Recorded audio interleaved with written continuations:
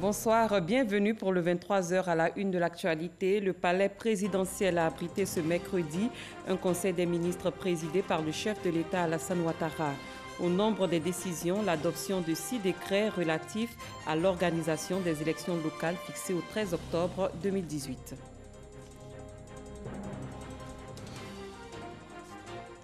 Nous parlerons sécurité alimentaire dans cette édition avec la célébration de la 33e journée du comité permanent inter-État de lutte contre la sécheresse dans le Sahel.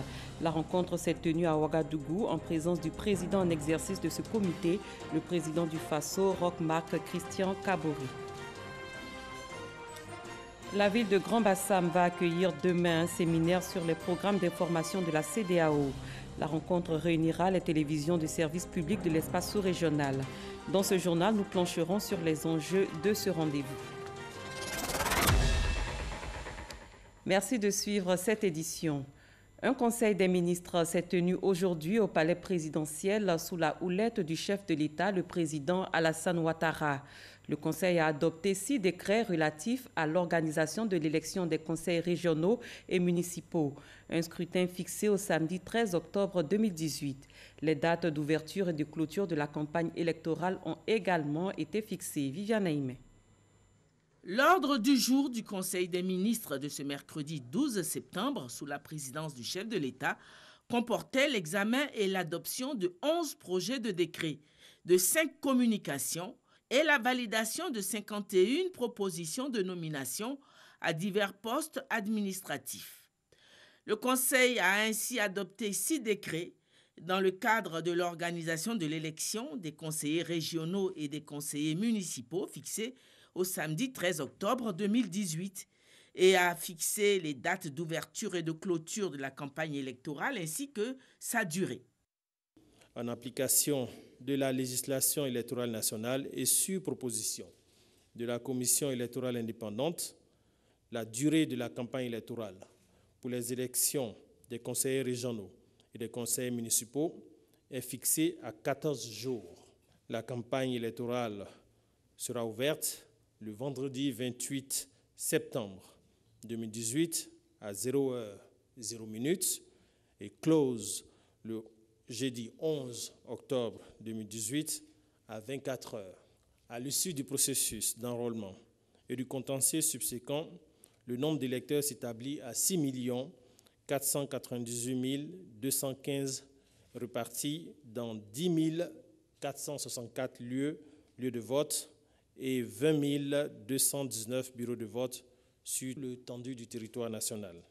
Le Conseil a par ailleurs donné son accord au contrat de partenariat entre l'État de Côte d'Ivoire et la société privée Envol Partenariat Côte d'Ivoire pour la construction et l'équipement de l'Université de San Pedro, d'une capacité d'accueil de 3 000 étudiants et dotée d'une résidence pouvant héberger 1 000 étudiants. D'un montant de 95 milliards 47 442 francs CFA. Ce projet qui s'inscrit dans le cadre du programme de décentralisation des universités durera 24 mois et l'université ouvrira ses portes en octobre 2020. Au chapitre des nominations, 51 propositions de nomination ont été approuvées par le Conseil des ministres. Il s'agit de nominations à divers postes des départements ministériels et au sein de différents conseils d'administration de sociétés à participation publique. Le Conseil a aussi fait le point de l'année scolaire 2018-2019 qui commence. Concernant les ressources humaines, 5 000 nouveaux instituteurs viennent s'ajouter aux 78 544 existants. Dans le secondaire, ce sont 2 737 professeurs et 1 000 éducateurs qui viennent renforcer le dispositif existant. Dans le cadre de la mise en œuvre de la politique de gratuité, 14 milliards de francs CFA sont mobilisés cette année pour la distribution des kits et manuels scolaires dans toutes les écoles publiques. Le Conseil a par ailleurs été informé de la visite officielle qu'effectuera le président de la République du 16 au 17 septembre prochain au Qatar à l'invitation de l'émir de cet État. Ouagadougou, la capitale burkinabé, a abrité ce mercredi la cérémonie marquant la célébration de la 33e journée du comité permanent inter-État de lutte contre la sécheresse dans le Sahel. Thème retenu, l'importance des produits forestiers non ligneux dans le renforcement de la sécurité alimentaire et nutritionnelle et des moyens d'existence des ménages vulnérables au Sahel et en Afrique de l'Ouest. C'était l'occasion pour le président en exercice de ce comité, le président du Faso, Roch-Marc Christian Kaboré, de plaider pour une meilleure valorisation des produits issus de nos terroirs. Lancine Bakayoukou. Les espèces telles que le baobab, le néré, le tamarinier, le karité font partie des produits forestiers non ligneux. Les chaînes de valeur de ces produits forestiers à haute qualité nutritive se révèlent aujourd'hui très importantes au Sahel et en Afrique de l'Ouest, notamment en matière de sécurité alimentaire. Bien que les produits forestiers non ligneux soient disponibles et s'avèrent être des sources importantes de protéines, de fibres et de vitamines, et riches en oligo-éléments, ils sont peu valorisés dans nos différents systèmes d'alimentation. Une tendance qu'il va falloir impérativement inverser, d'autant qu'aujourd'hui, ces produits forestiers se présentent comme des filières de plus en plus intéressantes, surtout au regard de leur potentiel en termes de revenus financiers et de création d'emplois avec des maillons de collecte et de transformation occupés à 80% par les femmes. Le choix de ce thème participe d'une volonté manifeste de valoriser ces produits naturels issus de nos terroirs et d'impulser une dynamique régionale à leur production, leur transformation et leur commercialisation. Malgré son importance sur le chemin de la croissance économique, cette volonté de valoriser davantage les produits forestiers non ligneux ne devrait en aucune manière remettre en cause les équilibres écologiques. Voudrais-je attirer l'attention de toutes et de tous sur la nécessité de veiller à la préservation de nos écosystèmes, principale source des produits forestiers non ligneux. Cela passe nécessairement par la mise en place de politiques vigoureuses de conservation de la nature. Le comité permanent inter-État de lutte contre la sécheresse dans le Sahel a été créé le 12 septembre 1973. De nos jours, il regroupe 13 États membres, dont 8 États côtiers, parmi lesquels la Côte d'Ivoire. Retour en terre ivoirienne pendant 42 jours, la police nationale s'est activée à dresser le bilan de l'opération Vacances sécurisées 2018. Les chiffres sont en baisse par rapport à l'an dernier. La police nationale appelle la population à plus de collaboration pour mieux sécuriser leur cadre de vie. On en sait plus avec Soro Wojantele et Herman Guivi. Fini les vacances, fin donc de l'opération Vacances sécurisées 3. Débutée le 31 juillet, cette opération sécuritaire en Côte d'Ivoire s'est arrêtée le jour de la rentrée scolaire sur l'ensemble du territoire national. Pour la police nationale, cette opération a garanti une rentrée des classes dans des conditions paisibles. Le bilan chiffré de l'opération Vacances sécurisées numéro 3. Nous avons déployé 36 537 agents sur la période. Donc plusieurs résultats ont été obtenus. Fumoirs visités et détruits, 295. Personnes interpellées, 8132. En 2017, 2698 kg de boulettes de cannabis avaient été saisies au cours de la même opération et 218 personnes déférées pour un meilleur contrôle de la situation sécuritaire et le renforcement du sentiment de sécurité dans les différentes villes du pays. La police nationale associe les populations à l'accomplissement de ces opérations. Le niveau de sécurité à Abidjan et à l'intérieur du pays est très satisfaisant.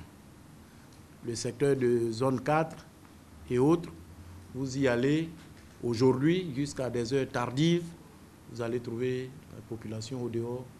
Personne ne s'inquiète. Nous demandons également à la population son concours pour nous fournir les informations nécessaires dans la traque des bandits. L'opération Épervier 3 est remise en marche. Elle s'inscrit également dans le cadre de la sécurisation des populations. Concernant la prévision sécuritaire pour les vacances 2019, l'évolution de la situation qui précède cette période déterminera le plan d'action qui sera adopté. C'est la rentrée des classes à Divo et Lakota dans la région du Lodjibois. Les élèves ont bel et bien repris les cours. Une délégation du ministère de l'Éducation nationale s'est rendue dans la région pour faire son constat. Herman Yami. Dans cette salle de classe de terminale A au lycée moderne 3 de Divo, des élèves en pleine révision des cours avec leur professeur de philosophie. Cette révision a pour but de les remettre dans le bain après de longues vacances. La rentrée scolaire 2018-2019 vient ainsi de commencer. Le ministre a été clair, il fallait commencer tôt pour pouvoir évacuer le programme. Et donc, au lycée moderne 3, nous faisons ce que le ministre dit. Et donc, ce matin, nous avons commencé les cours. Tous les professeurs étaient présents, les éducateurs, les élèves sont dans les classes actuellement où je vous parle. C'est que la rentrée a été vraiment effective au sein de mon établissement. Dans la cour de l'école, ce n'est pas encore la grande affluence, mais les élèves qui arrivent ce premier jour des classes sont heureux de retrouver leurs amis.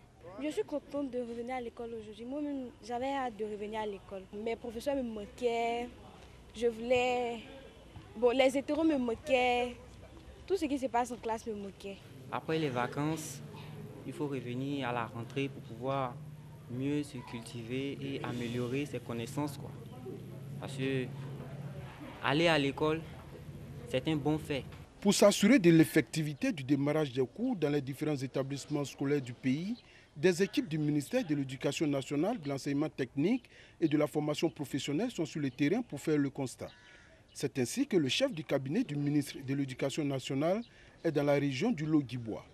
Abdoulaye Kouyaté a visité successivement à Divo, le lycée moderne 3 de Divo, le cours secondaire Guibois et le groupe scolaire Château.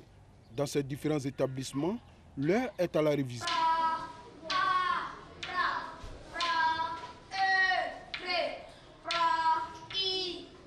Après Divo, le chef de cabinet du ministre de l'Éducation nationale s'est rendu à Lakota où il a visité le lycée moderne Émile Bogadoudou, le collège catholique Notre-Dame d'Evron et le groupe scolaire 1 et 2 de Lakota. Au terme, n'est-ce pas, de notre visite, nous constatons qu'effectivement, non seulement la rentrée est effective, parce que tout le personnel administratif depuis Divo jusqu'à Lakota sont sur place, le personnel enseignant est présent, aussi bien au primaire qu'au secondaire, et les élèves sont dans les classes, dans certaines classes, dans beaucoup de classes du reste, les cours ont effectivement commencé. Abdoulaye Kouyaté exhorte les parents d'élèves retardataires à inscrire leurs enfants afin de favoriser une bonne année scolaire. L'actualité politique à présent, le Sénat ivoirien dispose désormais d'un logo officiel. Il a été présenté au siège de l'institution. Une rencontre présidée par le président du Sénat a également planché sur l'arrêté portant attribution du vice-président du Sénat et de l'opération d'enrôlement des sénateurs pour l'établissement des cartes professionnelles. Abou Sanogo. Le Sénat ivoirien se dote d'un logo. Il renvoie à l'histoire d'une nation. Une couleur or, une version aux couleurs du drapeau, l'emblème historique, une figure animale. Les symboles sont retranscrits avec fidélité. C'est l'identité visuelle de l'institution.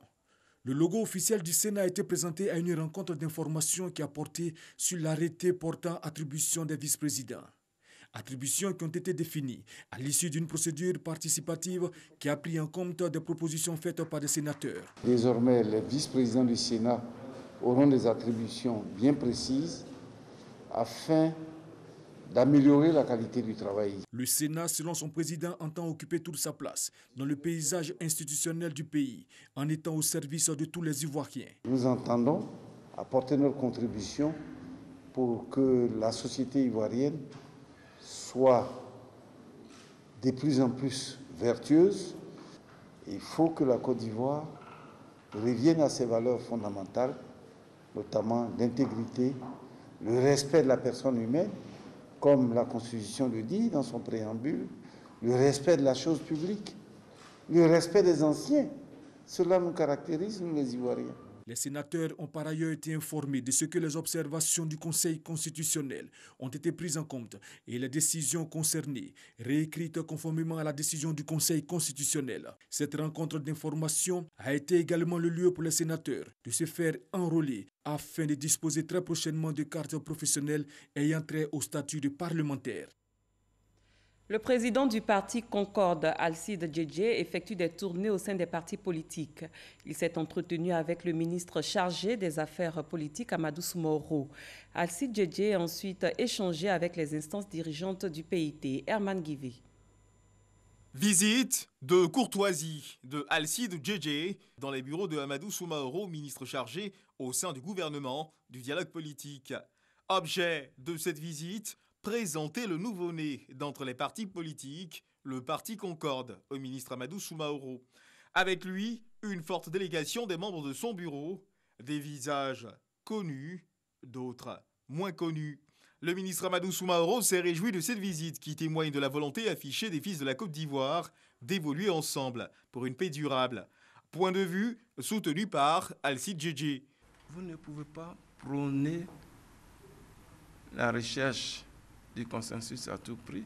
Vous ne pouvez pas prôner une union sacrée de la classe politique et au même moment vous mettre en dehors de ce qui constitue le socle de la vie politique en Côte d'Ivoire, le bloc, la coalition qui est au gouvernement, et vous devez être adossé à ce bloc pour vous-même appeler les autres à vous rejoindre. C'est tout à fait logique.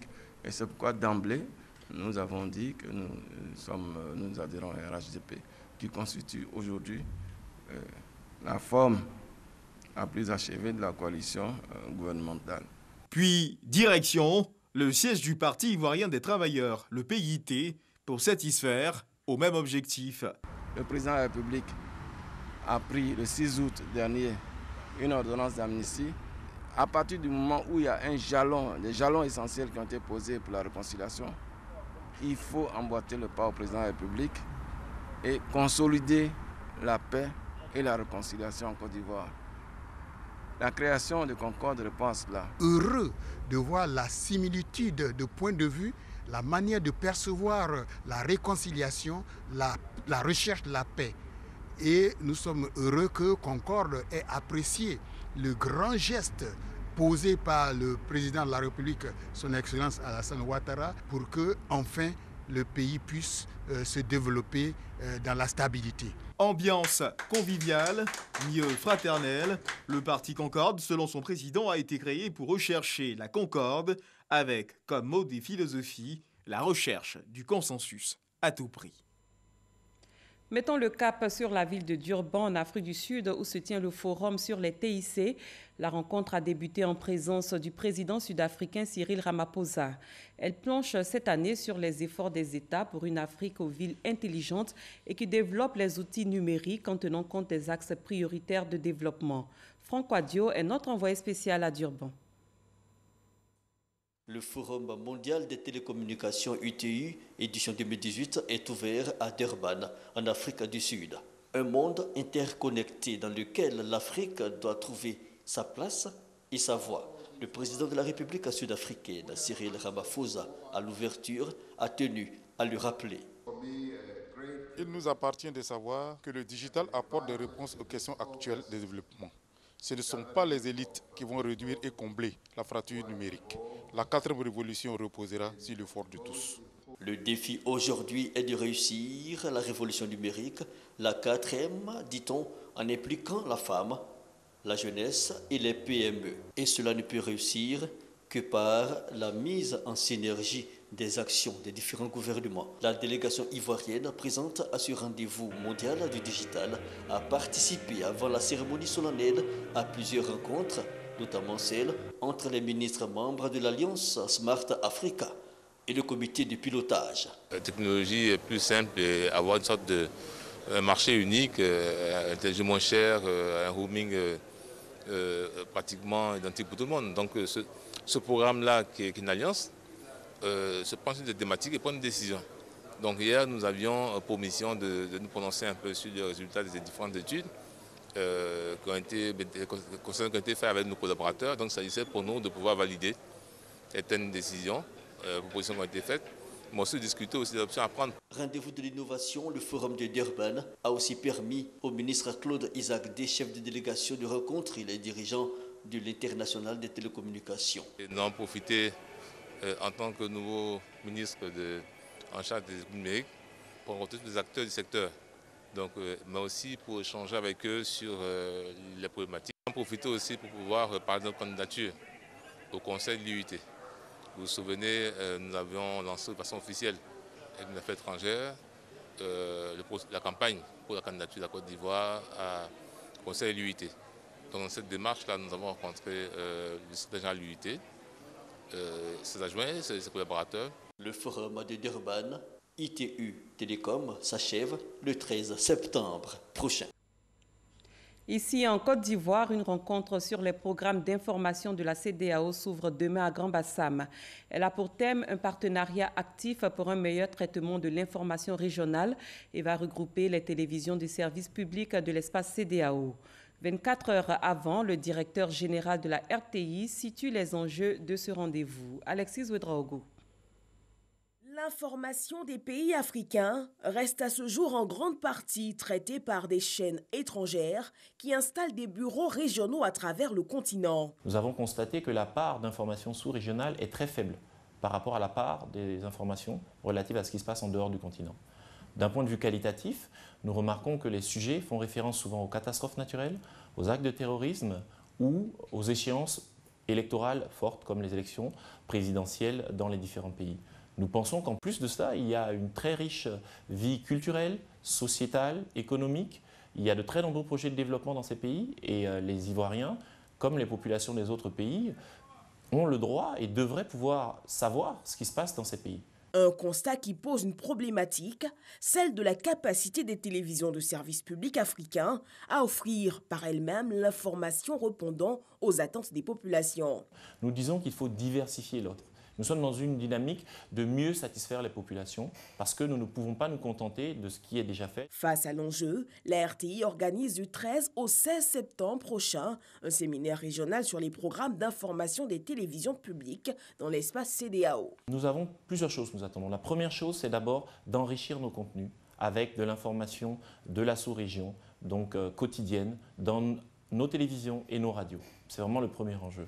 Le second enjeu pour nous, c'est de pouvoir contribuer vraiment, et c'est très important, au processus d'intégration régionale. En effet, nous avons la chance en Côte d'Ivoire, par exemple, grâce au formidable travail réalisé par le gouvernement, de pouvoir nous rendre dans tous les pays, tous les jours. Donc il y a une très grande facilité d'avoir des mouvements de personnes. Et notre rôle à nous, c'est de donner envie, c'est de motiver et d'inciter les populations à se rendre dans ces autres pays pour rendre réelle cette CEDEAO des peuples. La rencontre ouverte au monde anglophone devrait permettre à son terme de concevoir des offres éditoriales régionales enrichies. En bref, l'Organisation des Nations Unies pour l'alimentation et l'agriculture FAO a publié hier un nouveau rapport. L'organisation fait un état des lieux plutôt alarmant de la nutrition dans le monde. Le nombre de personnes souffrant de la faim ne cesse d'augmenter depuis 3 ans. Une hausse non seulement due aux conflits et crises économiques, mais aussi au changement climatique. On s'intéresse à une tournée de sensibilisation du ministre Anne Ouloto, cadre du RDR dans le Cavali.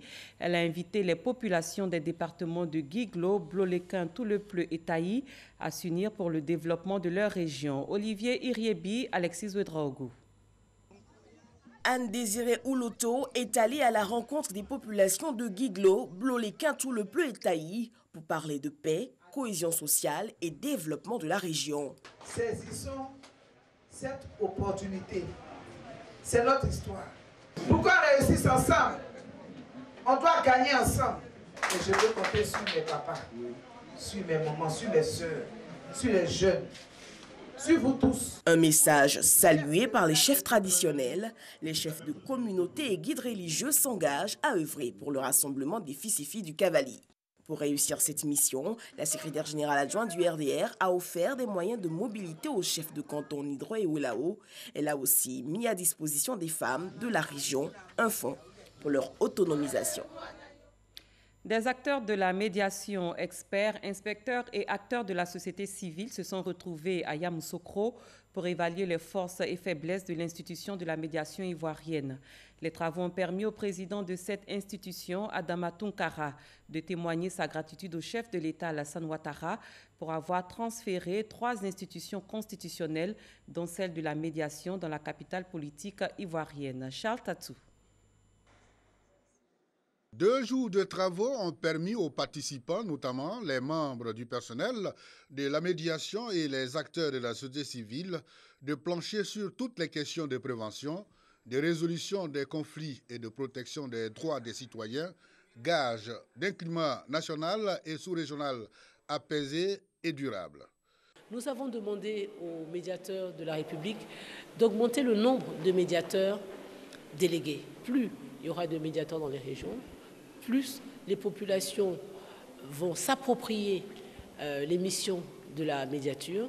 Et pour nous, de la société civile, on l'a tellement bien compris qu'on ne peut rien faire sans communiquer. L'institution, le médiateur de la République, partage avec beaucoup d'autres institutions de l'État de Côte d'Ivoire la même matière. Pour nous, il est impérieux que l'institution puisse établir une plateforme d'échange, de collaboration avec toutes ces autres institutions. C'est la seconde fois que j'assiste à un séminaire, mais celui-là a été beaucoup plus enrichissant dans la mesure où les contributions apportées par les uns et les autres nous permettent d'aller de l'avant. Il y a eu un exposé qui a fait le diagnostic, qui a essayé d'identifier pourquoi, malgré tout, malgré toutes ces années, l'institution n'est pas bien connue. Le médiateur de la République, Adama Tounkara, a rassuré les participants quant à leurs recommandations faites. Il soutient qu'elles seront traduites en plan d'action stratégique. Place à présent au point de l'actualité internationale. Tout d'abord, direction le Mali, qui a enregistré sa première opération à cœur ouvert réussie. Olivier Iriebi, Alexis Ouedraogo.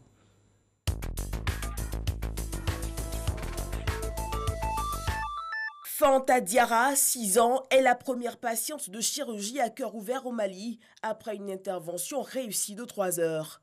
Le projet mis sur pied par l'association La Chaîne de l'Espoir a ouvert en juillet 2018 à Bamako une unité de soins cardio-pédiatriques. L'opération délicate consiste à ouvrir le cœur après avoir dévié la circulation sanguine dans un cœur-poumon artificiel pour l'opération. Environ 2500 enfants sont encore en attente de cette opération au Mali. Plus de 700 camions de marchandises destinés au Niger sont bloqués depuis plusieurs jours au Bénin. Le pont sur le fleuve Niger est coupé après les fortes pluies à la frontière des deux pays. Les autorités béninoises proposent un détour soit par le Nigeria ou le Burkina Faso. La construction d'un autre pont métallique en 45 jours sur le fleuve est annoncée pour faire face à la pénurie des produits de grande nécessité. Un sommet mondial pour l'action climatique s'est ouvert ce mercredi à San Francisco aux États-Unis. Une rencontre pour faire la preuve que les États-Unis poursuivent des politiques climatiques ambitieuses malgré les décisions du président Donald Trump. Objectif de ce rendez-vous de 3 jours, relancer la dynamique qui avait permis la signature de l'accord de Paris en 2015. C'est la fin de cette édition. Merci d'avoir été des nôtres. Très bonne fin de soirée. Je vous retrouve demain à la même heure.